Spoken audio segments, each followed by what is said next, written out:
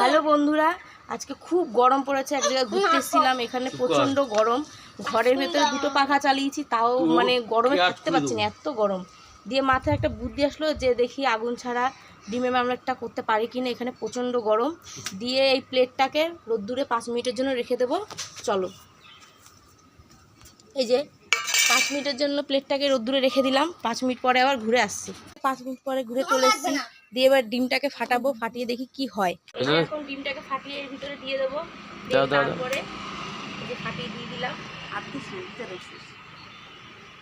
হ্যাঁ, এটাকে দিয়ে দিলাম।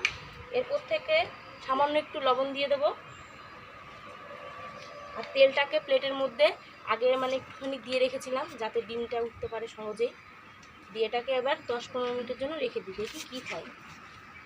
মামলেটটা করতে দিয়েছিলাম, এই যে হয়ে এসছে। এবার এটা খাবো, খেয়ে দেখবো কেমন হয়েছে খেতে।